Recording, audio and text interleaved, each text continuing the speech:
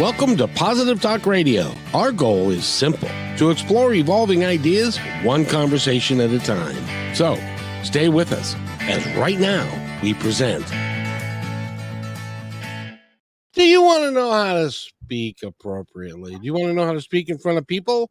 Do you want to learn how to speak effectively and get the message that you want across? Do you want to learn all of these things and so much more?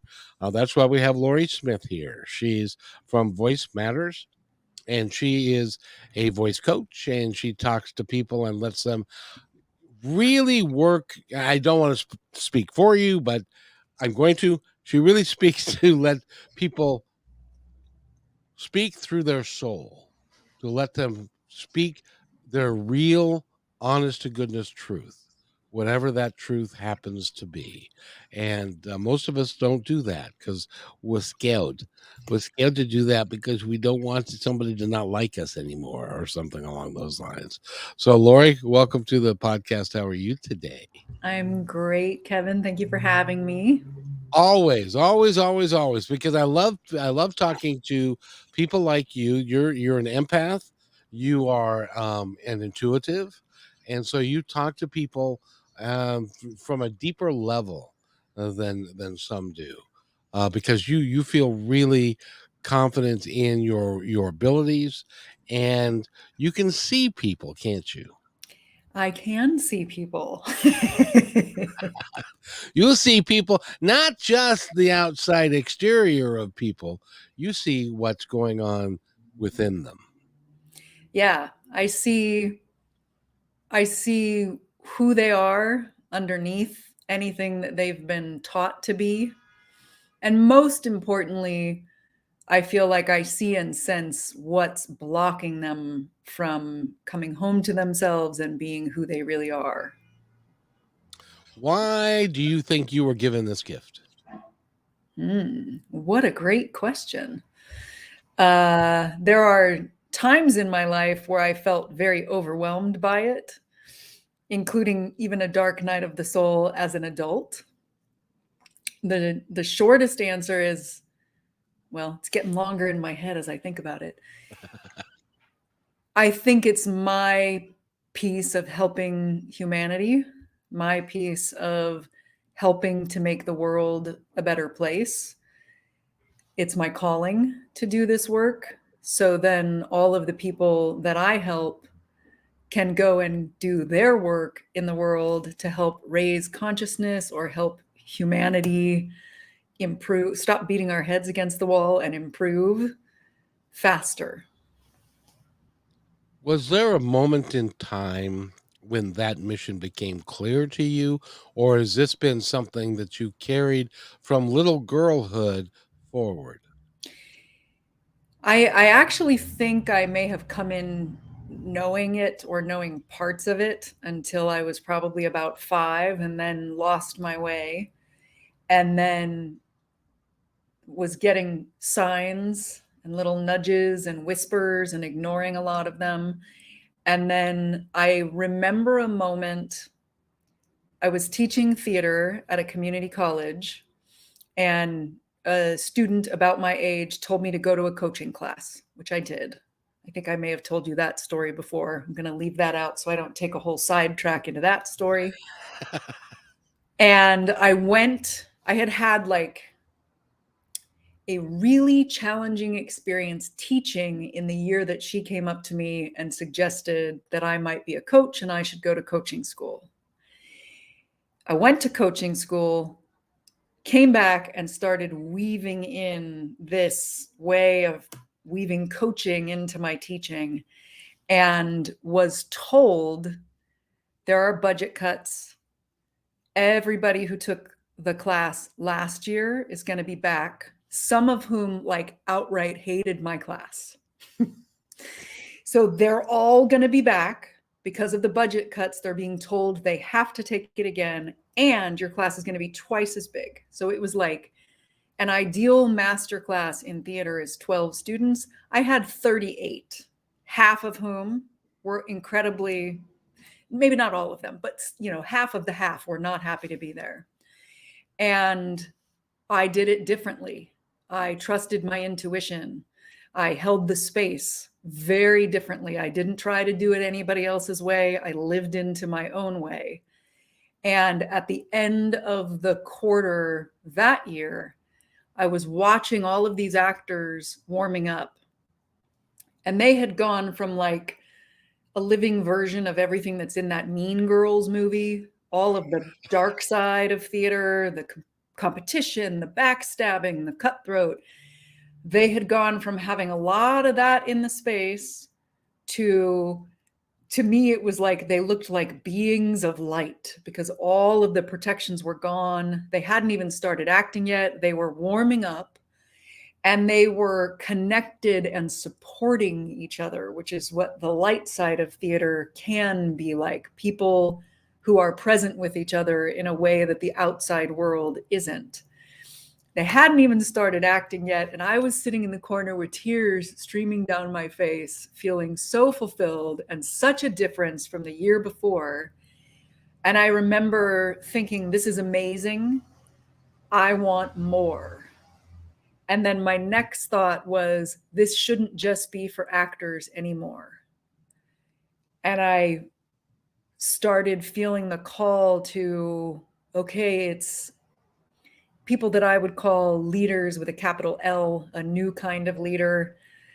These days, because I was a reluctant leader myself for a long time, I'm calling people like me the sensitive visionaries, ambitious empaths, and loving rebels who are here to disrupt and create change for the better. I was drawn there because I really would love to have this for every single human on the planet. And you can't reach all 7.9 billion people on the planet by yourself. And it's not a great way just to go, I'm coaching everyone, is not the greatest way to run a business. No. But at the same time, you developed something that was pretty remarkable in your coaching skills and what you did. I By the way, I think there's somebody at my front door. Can can you talk amongst yourselves for 2 seconds? I'll talk. What the heck will I do? I'll tell the rest of the story. I'll tell some kind of story while you're answering the front door. Tell the rest of the story. I'll be right back. Okay. I will tell the part of the story of why that student who was about my age came up to me and said I should go to coaching school. In the year that was the more icky year, I was still trying to teach the way I had seen my whole entire life, teach and lead, which is kind of professing knowledge from a podium. And she came up to me and she said, "You're different. You don't do that on the podium professing your knowledge style. You're more of a coach at the same level, being curious, asking powerful questions. And when you trust yourself, you look like you're reading people's minds and you're drawing the best performances out of them, which you wouldn't know because you're only seeing them here." But she said, I'm in the other classes with them, and none of the other instructors who are doing the professor thing are pulling these kinds of performances out of them. And it was one of those moments where her face looked like it was in a fun mirror and time seemed to be slowing down behind her. And then she said, I think you're a coach. And I had never heard of a coach beyond basketball, soccer, volleyball, and softball, but I knew intuitively that I needed to listen to her. And that's what sent me to coaching school, which sent me to leadership, which sent me to how I work today. We all, I at least I believe, because I've got a story very similar to that. And I really think that we all, when we come to a place when we are open and the universe or our guides, whatever, whoever is out there helping us, when they take it upon themselves to set it up, and I got set up. When they set it up for you to do certain things, let me tell you this real quick story. I was a waiter and a captain. I opened bottles of wine and did tableside Caesar salads and stuff. And I was also a waiter at a fine dining restaurant. And one of the other guys, we became very good friends. And so we hung out a lot together. His father was a professor at Green River Community College, which is in Auburn, which is by where I live. And we were sitting by the pool one day and he said, I think I want to take auto body. And they have a course at Green River for auto body. And I said, auto body? I can't see myself doing that. But, what the hell? I can always learn something about auto body. And I was a waiter. So I was working like 4 hours a day. So I had a lot of extra time. Mm-hmm. And so we went to the school and we stood in line. In those days, it wasn't computer done. They had tables all set up. You remember this? They had tables all set up in the cafeteria or the gym. In this case, it was the gym. And then the instructor would sit at the table. And they had a little sign that said what they taught, and then you would go and they would explain what it was, and then you could sign up right there. And so we get to near the front of the line, and my friend looks at me and he says, I don't think I want to do that. I don't think I want to take on a body. So I'm going to go to my dad's classroom. Do you want to come? And I said, no, I think I feel called I want to see what this experience would be like. So I get to the front of the line, and right there in the front, one of the front tables, was something that said theater extempore. And so I said, I loved acting in high school, and I'm an actor every day because I'm a waiter and doing the Caesars and all that kind of stuff. So I think I'll try that. So I went and I sat down with the gentleman, signed up for 2 theater classes. One was improvisational drama. The other one was theater extempore, which was the theater company. And it changed my life because I signed up for those things. Now, keep in mind, I didn't go there with that intention because somebody else gave me that intention. But I became in the actor, and I was in 3 different productions. I met my wife there. I met some of my best friends there, and it quite literally changed the direction of my life. And then at the end of that year, I was doing Taming of the Shrew. Have you ever heard of that one? Yes, I have. Yes. Thus, I have politically begun my reign. Is my hope to end successfully. My falcon is now sharp and passing empty. Anyway, that's all I remember from that. But one of the guys who had a minor part was a disc jockey at KGRG, which was the radio station on campus. And he said, and we got to talking, and he said, well, you can come do that in the summer. You don't have to sign up for anything. You can do Sunday mornings in the summertime. And I was the DJ um, for the radio station, and I loved it, and I loved acting, and I loved all that kind of stuff. So that 20 years later launched me into doing what I really wanted to do. But I think that it was divinely inspired, and it was all set to line up that way. Yeah, I think so too. Following the breadcrumbs. I feel like those signs are always there. And sometimes I had a friend who sent out an email. Well, she was one of the people in my leadership program who looked at me when we were in it and said, well, you have this all figured out. And I was like, I don't feel like I have anything figured out. And she talked about there's this voice thing, and voice is vital. Voice Matters is now the name of my company.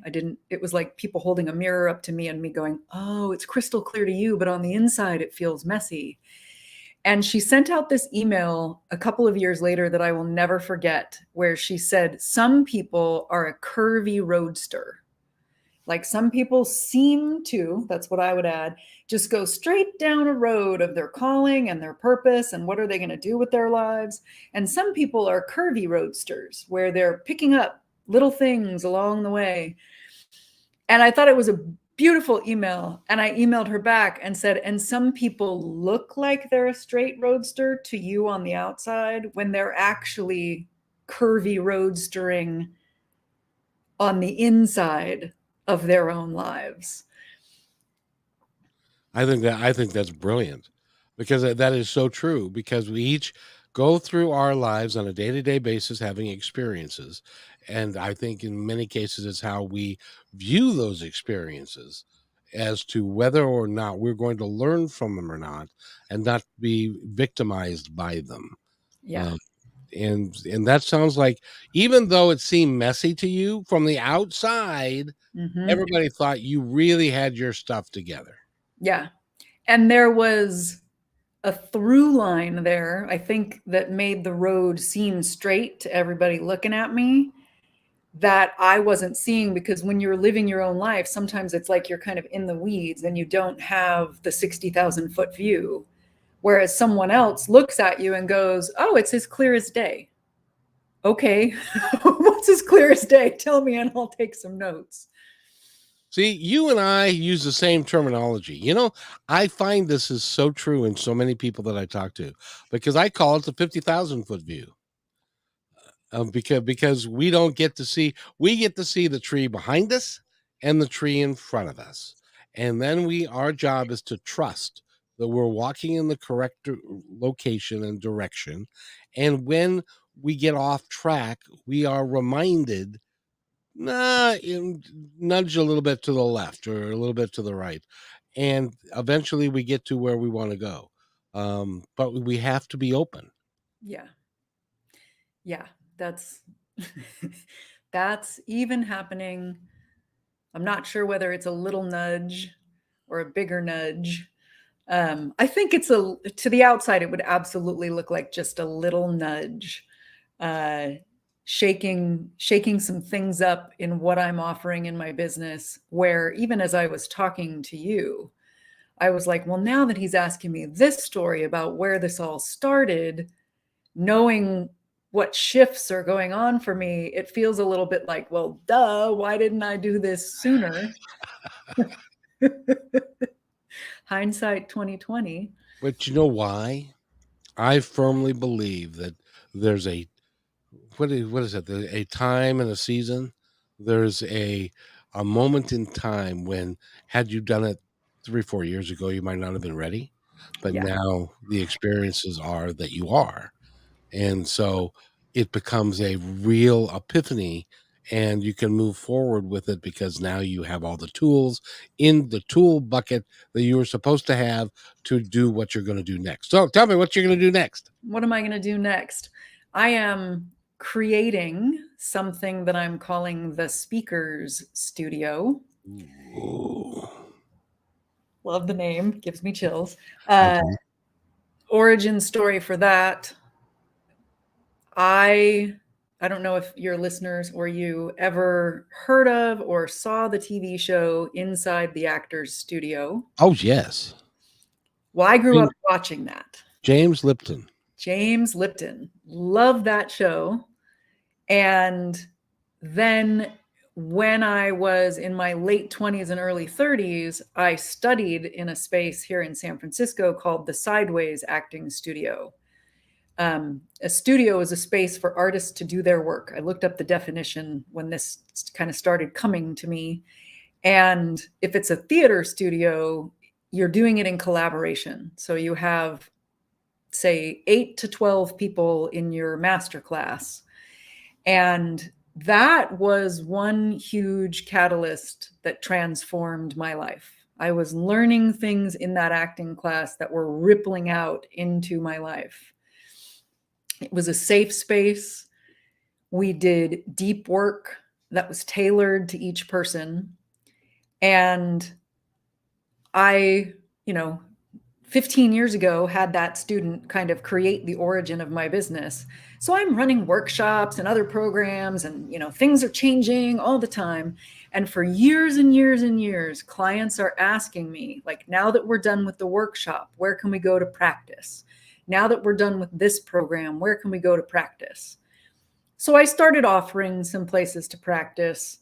And then all of a sudden I went, it doesn't really exist in the way that it did there. I have never found it in the world. So maybe I'm I'm the one that's supposed to build it.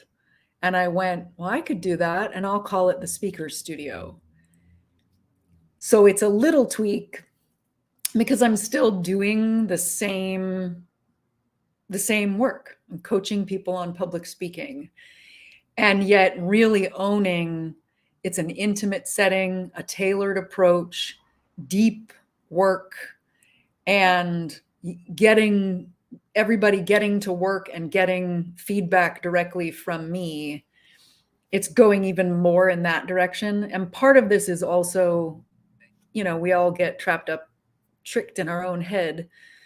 Um, Over the years, people would say, oh, what you're doing could be so much bigger than it is. Oh, where have you been hiding? Like I'm this undiscovered thing. And I am in some ways. And I kept thinking, oh, I'm supposed to like build to have like Tony Robbins size events. And then I got a round of testimonials from people right as this kind of calling nudge was forming. And a recurring theme in their testimonials was, oh, it's not like those one size fits all. Somebody's got a canned program. There's hundreds of people in the room. They say, here's my method. Go out and do it in the world. They said, you do have an approach, and you see us and give specific feedback, and we do it again. And then you give us specific feedback, and then we do it again. And then we go out into the world having embodied it. That's what makes you unique and special, and the way you offer it. And I went, okay, I'm going to go in that direction where it's not about having hundreds or thousands, or I don't even know how many Tony Robbins has in his weekend things. It's about actually having like 6 to 12 people in the room, all getting personal time and personal feedback. That is the most powerful moment that people can have, is when you've got there's also something called the circle, which is kind of like that. Now yours is specific to what you're doing, but when you put a group of people together who are interested, invested in each other's success, and we care deeply about that, so that, and you feel comfortable enough to be able to talk about things that you would not even talk to your family about, Mm-hmm.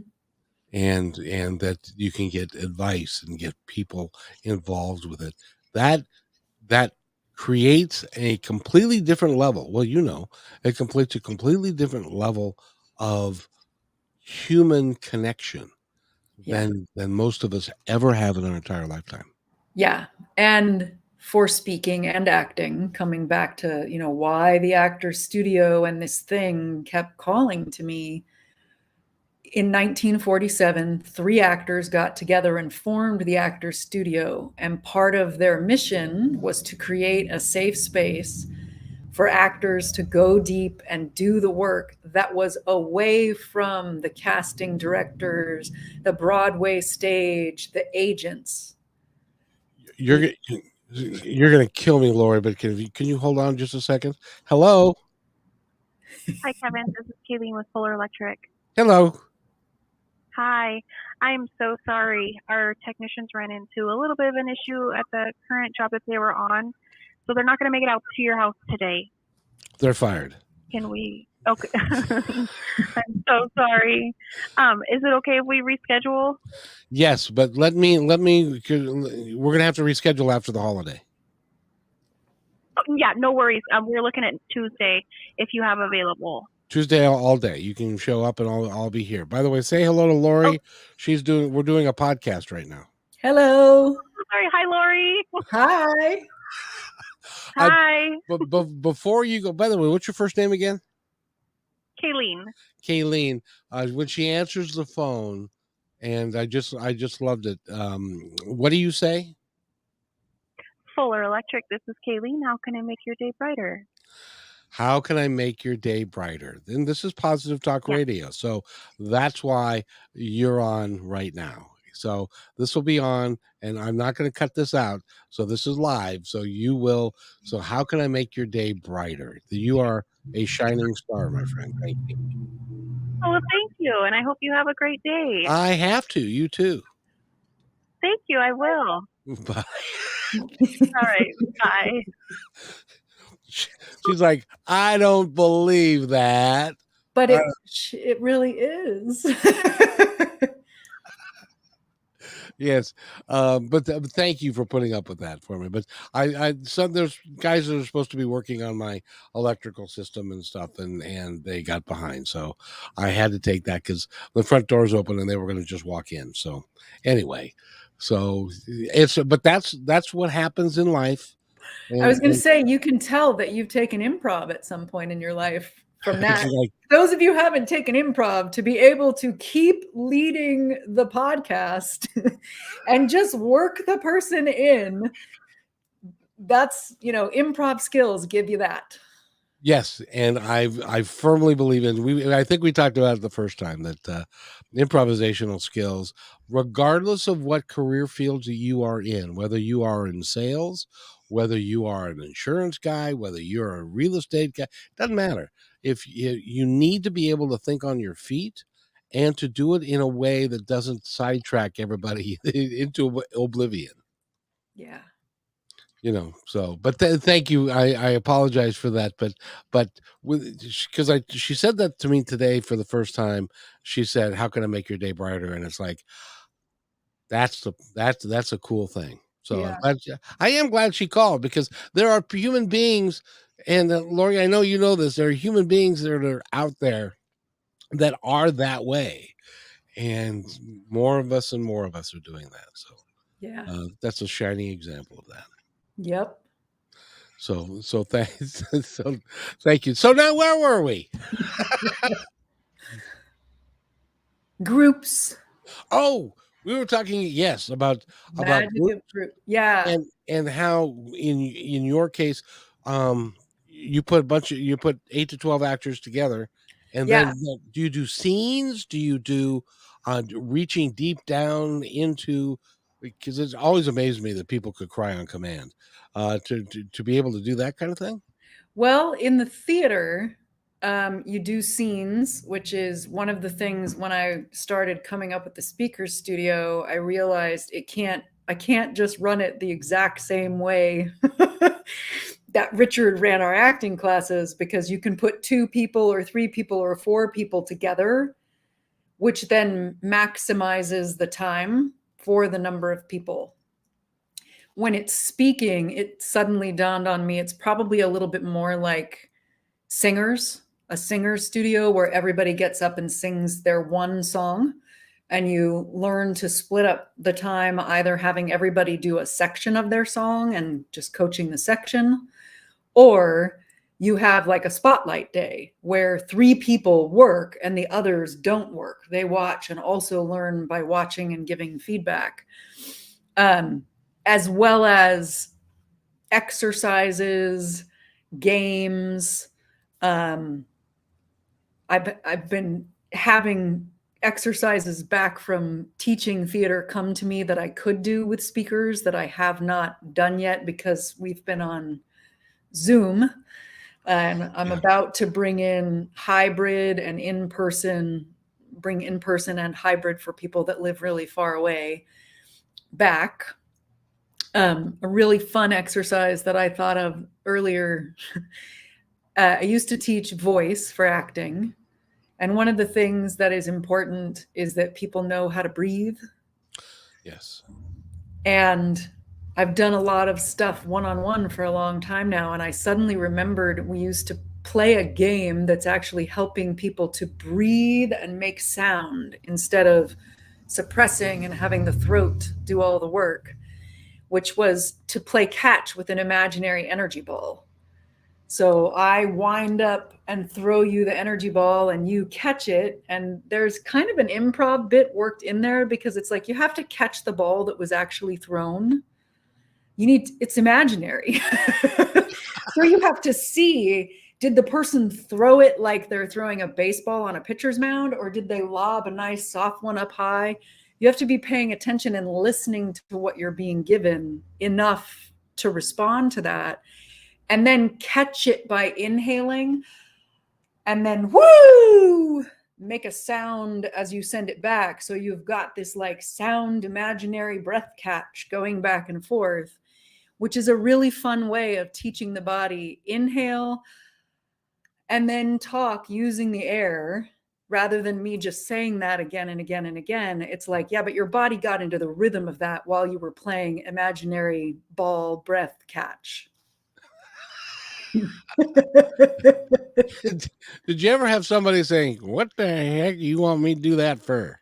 Of course. I worked with people from like age 17 to 65. And as I sometimes get in the speaking world, when I did it in theater, people would come with a world of experience and a lot of bad habits. And some people would come in with hardly any experience that were like an open book, and they would be together in the same room. So I learned to explain, here's the reason why I'm asking you to do this, because one of the things that I didn't like about theater, and I remember going and giving a presentation at a theater conference about how disempowering we could be sometimes. Just saying, do this. Why? Because that's the way it's always been done. Because that's the way theater works. I was like, I don't like that. And I was in more of a rebel. I was a teacher's pet when I was younger. And then I emerged into more of this rebel. I'm going to question everything. I'm going to be the one saying why, but why, but why, which I did when I was 5 and then grew out of it and then grew back into it. Well, actually, it was probably beaten out of you when you were 5. It was like, kids should be seen and not heard. Just be quiet. Yeah. Don't even ask. That's enough. Just be quiet. Yeah. Especially in school, So I learned just, to intuit what the answers to all the tests were. And I now know how I did that. You asked me at one point how I work with people. I hear people. I've been told it has a name. It's called clairaudient. Yeah. Like clairvoyant, clairaudient. When people speak, the things that are important to them sound like they have an aural equivalent of a neon sign around it. So not knowing this, I'm getting straight A's in school, and I'm studying, but I'm not studying that much. I'm taking great notes. I don't understand why it's so hard. And then at some point, I realize I have this skill, and I flash back over my entire life, and I realize that it's all those neon signs were saying, this is on the test. This is on the test. And that's why I was taking notes on those pieces. And probably for all of my friends, some of them were taking notes of every single thing the person said and trying to memorize it all. And some were sitting there and just swimming in details and going, I can't tell what's important here and what's not. It's amazing that you would have that clarity around that was what was actually happening, because you're right, people get very confused if they're not listening intently and carefully about what's being said. Yeah.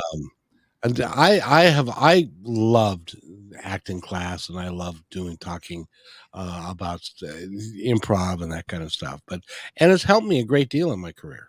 Doing other things. Now that I'm doing this, I didn't know that I would. When I started doing this, I had no idea if I'd be any good at it or not.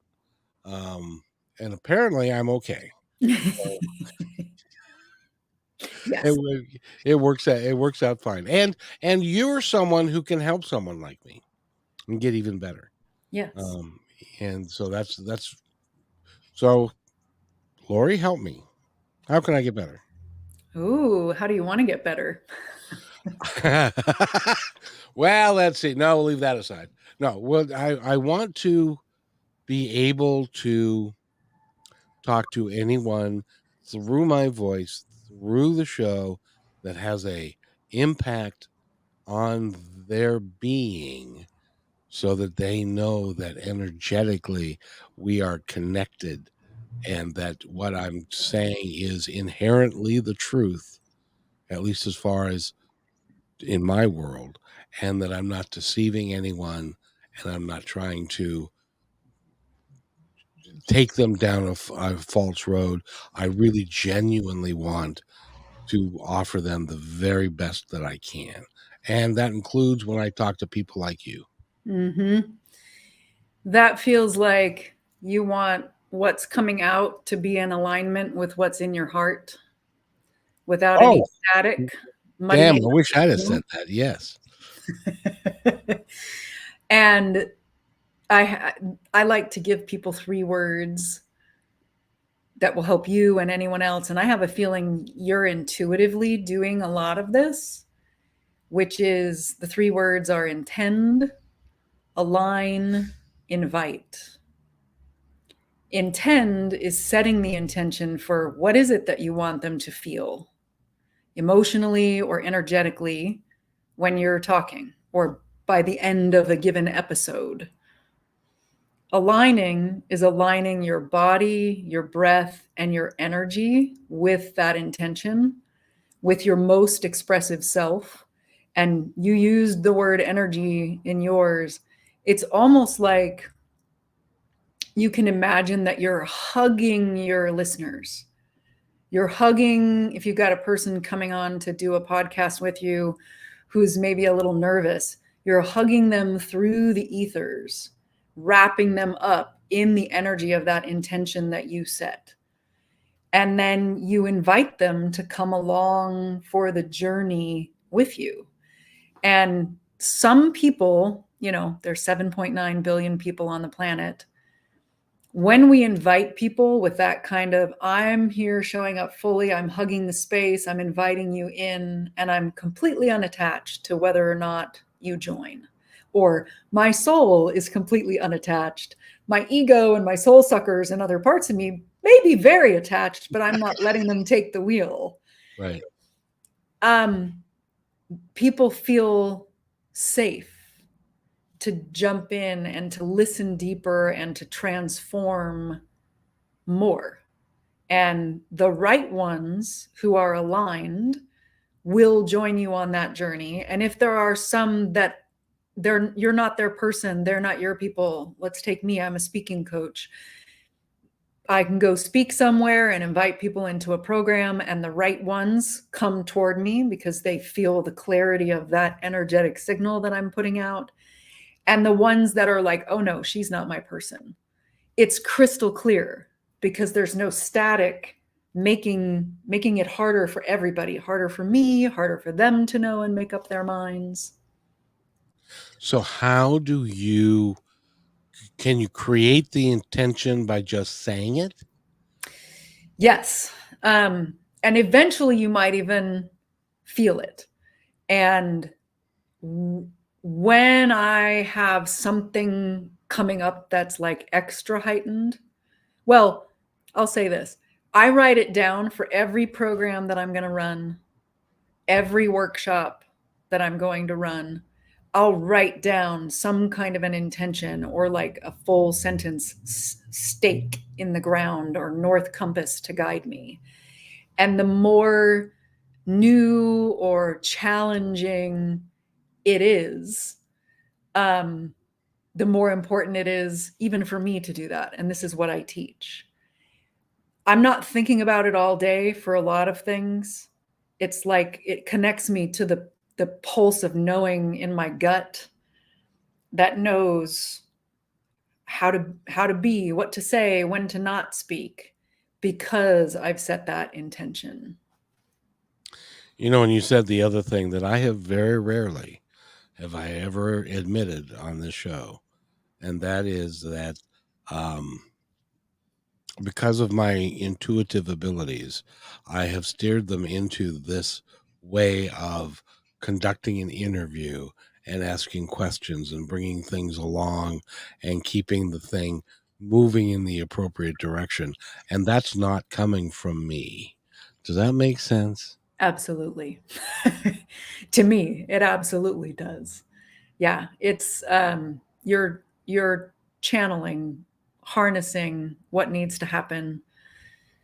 Our intuition, it's like our intuition is our soul speaking to us, or what's even beyond the soul, giving us little whispers. Go here. What about this question? Go there. That was interesting. It's very similar to coaching, actually. I get told all the time that you know, I was listening to your interview and I was thinking about this question and then you asked it.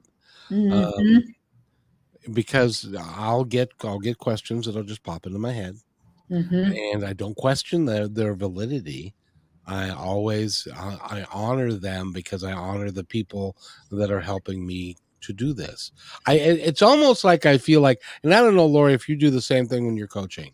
It's almost like you've got a group of people that are around you that are like whisper. They're listening intently as to what's going on. They're having a discussion with themselves, saying, "Well, he should ask it this way, or he should do this, or do."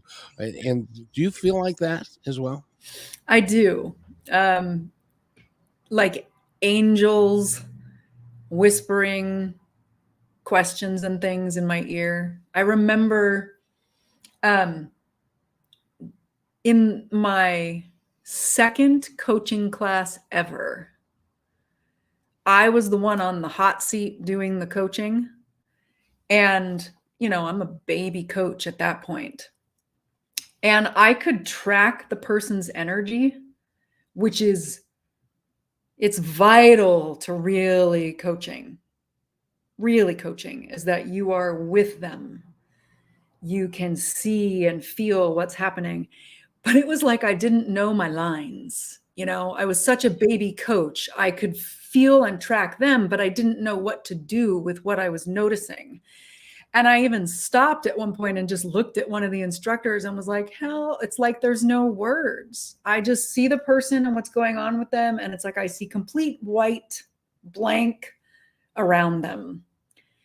And then 3 to 6 months later, I went back and I assisted that same class after I had coached all the time with clients that were coming to me and taken more classes. And I went back and I assisted that one. And as an assistant, they pull you in when they need an extra person.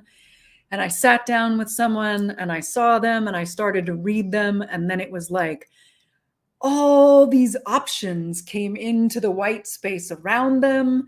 And I was feeling possibilities and hearing like questions or beginnings of questions coming into my inner ear and just kind of going, oh, I'll just pick one, whichever one. And now I think it's become more fine tuned where one of the options,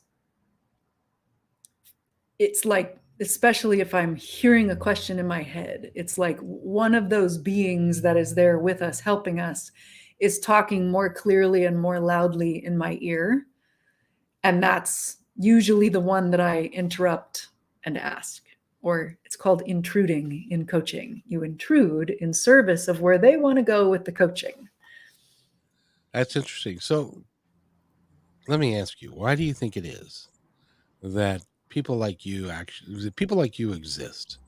Why do you think that the universe has set it up so that people can come to you and can get through some of the things without having to go necessarily through it themselves or to stumble through it to they find the right answer? Why do you think the universe set it up for people like you to exist? I feel like I have two answers to that. One is the bigger one is it would be an amazing, amazing world if every single person on the planet had a trained, true coach.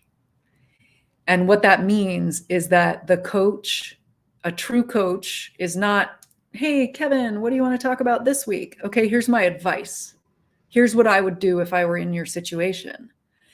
A true coach is like a neutral blank slate whose job is to mirror back, this is what I just noticed, and ask questions so that your wisdom from within comes forth. It can be so ridiculously simple. I just noticed this happen. It seemed like a smile came across your whole body when you said that. What does that mean to you? That is powerful, powerful coaching when you leave the space for the person to go, wow, I have a smile across my whole body when I say that thing. I didn't know that. Well, maybe that means that's the choice. That's the, they go inside and have this awakening. And it's not like I said, well, you should choose this school for your graduate program. We have parents, when we're being raised, we have parents, we have school principals, we have teachers who all are like experts telling us what we should do. And a coach comes in and goes, what do you want? Boy, it's interesting that you're saying that, because you just gave me an epiphany. What was your epiphany? My epiphany was that you don't coach anybody. What you do is you help people coach themselves, and to bring it out within themselves of who they really are, and to help them get rid of some of the blockages that are preventing them from understanding what they're here to do and why, and who they really are. It's Yeah. a profound difference. Yeah. And I will say, as a speaking coach, I'm a little bit of like a coach-sultant. Yes. So coaching from the coaching world is more like I'm helping you to coach yourself. Speaking coaching has a little bit of a consultant hat, where it's like, well, if you want to do X with your voice in the world, now I'll put on my expert hat and we'll talk about what's going on in your rib cage that's preventing that from coming across. So I do both. And the place where all of the true learning is in more of the great questions and mirroring back what you're seeing. Because then by doing that, you're opening them up to, oh, that was the perception of what I was putting out there. Did I mean it that way? Yeah. Or I meant it that way, but I didn't think that it was that apparent. Yeah. Or so that just opens up a whole range of things. So why is it that some of us are naturally? I've always been told I have the gift of gab, whatever that means. Why are some of us more gifted at public speaking and some of us are scared to death of it? I think everybody is a little scared to death of it, though. Let's say we're not. Let's say you absolutely love it. It's like there's the Seattle thing behind you, which makes me think of a roller coaster. Yeah. Great speaking feels more like a roller coaster ride. Yes. Than sitting on your couch. I have a couch. You have something close to a roller coaster. Some people are comfortable in the discomfort of the roller coaster ride. Some people describe speaking as thrilling, as there's a rush there. The mistake that I think a lot of the world is making is they're like, I'll help you become comfortable while you're speaking. And my first coach used to say to people, darling, I'm not the least bit interested in your comfort. I'm not interested in people being comfortable when they're speaking, because it might mean they're numb. And if you're a speaker who wants to do something to help transform the room, transform the planet, you can't do that from numb. So it's about the people who are not comfortable are labeling all of that sensation that happens from speaking in public as something bad, and thinking that there's something wrong with them if they have sweaty palms or their legs shake a little bit and they don't know how to move through it. There's a lot of energy happening when you speak in public. If you're comfortable with it and you label it a rush, a thrill, even some of my clients, we use scare-sighted or nerve-sighted, like it's both. You're feeling a lot of sensation and part of you is scared and part of you is really excited. The people who know how to harness all that sensation and do something with it are great. And they have a capacity to really transform a room and make the room feel seen and heard. The people that are numb, never going to be great from numb. Sorry. The people that are scared and are feeling called because of some mission, their path to great might even be faster than the numb person because there's no ice to melt first. That's really interesting. By the way, we have been talking with Lauri Smith. I promised that I would keep an eye on the clock, and I'm going to keep my word. But because she's got to go. But if somebody wants to get a hold of you, Lauri, how do they do it? Best way to do that is to go to my website, which is voice-matters.com. Say that one more time. It's voice-matters.com. And she works with you with your voice. She works with you for your presentation. She can do all of those things so that if somebody says, hey, I love your information, you should do a TED Talk, you're not going to crap your pants. You might even be willing to do it. And she can help you get through all of that stuff that we all as human beings get saddled with. We got to go, but is there anything else that you would like to say before we go?